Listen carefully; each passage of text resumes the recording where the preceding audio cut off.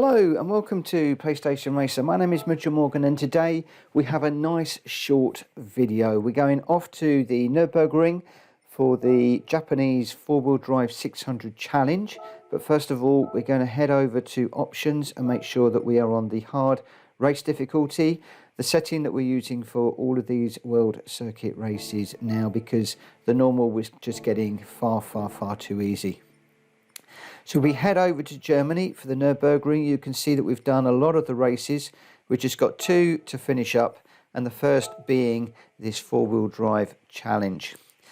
I think I'm going to go with the Impreza Sedan. I could go with the WRX, but I'm going to go with the Impreza.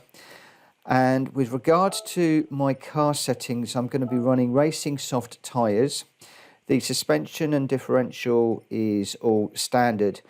But I've got the output adjustment to 80, the ballast of 128 and the power restrictor to 80, just to bring the PP down to that 600, which is going to give us a half decent race, I would hope. Otherwise, you can see on the screen there all of the other changes that I have made to this car.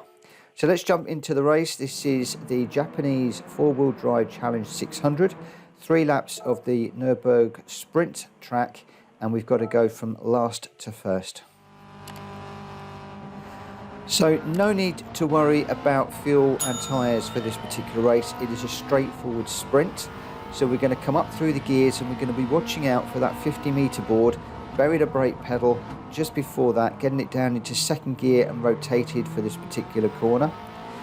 I'm used to flying off to the left there, but on this one we just follow this curve around, down into third gear for this particular corner, just following the curb around and then back up through the gears, third through this one. You can take loads of the curb on that particular corner, and I'm just trying to get on the back of these cars and just trying to slipstream them through here. Down into third gear for this one, and again just follow the curbs around, and at the moment I'm just trying to get through this traffic, so I will cover the braking points and gears in a little bit more detail in a moment, but I'm just trying to negotiate this traffic. We've got two together here, so it looks like we're going 3 wide down into this corner at the bottom, so I'm out of position for this corner, over to the right a little bit too much, but managed to brake later and got that move done. On this one I'm going to brake on the 100-metre board, going to get it down into third, actually down to second because I was overshooting the corner for that one, but normally third. And then we come up to this tight right-hander to finish the lap. Haven't really got a braking point for that one. It just tends to be a little bit of the grass on the left-hand side. So we're up into third gear, into third place now, about 3 seconds behind the cars in front. So up through the gears, down this main straight, and we're looking for the 50-metre board, at which point we're going to bury the brake pedal. Actually, I'm braking a little bit earlier than that. Went for the beginning of the curb, down into second gear, and then up into third through here, just watching the 2 cars in front to see how they fall. Should be able to go up the inside. No, that's not going to play. And just going to come around the inside of this one through this corner. You can take loads of the curb, second gear, just to try and get that rotated underneath the Mazda there. And as we come underneath the gantry, going to be looking for roughly the beginning of that curve again, down into third gear. I am narrating this one while I'm driving it, so feel free to rewind the video, pause, run it more slowly, and you can actually see exactly where I'm braking and turning in. I've got the radar on purely so that I can see where the other cars are. So third gear through here, and then a straight run all the way. This is flat now all the way to the chicane. You can really get up onto this curb really nicely, but I tend to just run around the outside once I'm in first place, just so that I'm not taking any risks. Just as the tarmac changes colour, start to change down to third gear, just second to get some rotation through the chicane there. Sometimes I do it in third, sometimes in second. And then, as I said, just at the top here, you just got to find your own braking point now. I haven't really found one yet. And then up through third and fourth to start the third and final lap, and we're 2.5 seconds ahead of the car behind. So again, coming down into this first corner, just starting to brake at the beginning of the curb now. I'm finding that to be a little bit better. Second gear, just to get that rotate and watch the bump on that first corner. And then up through the gears, third gear through here, we can take loads of this curb, let it run to the outside. Not too far, but there is some green Astro there. And just staying in third, or should probably drop down into second. There we go for that one. You can take loads of this curb, probably a little bit too much if I am honest there. And then up to third.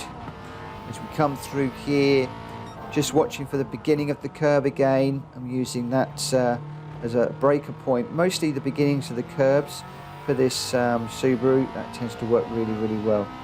50 meter board on this one, down to third. You can use that Astro turf there for that particular corner. Third through here, being careful not to go too wide. I could have carried a bit more speed through that one if I am honest. These laps aren't perfect, but we are on hard settings, and all I want to do at this point is bring this home without spinning.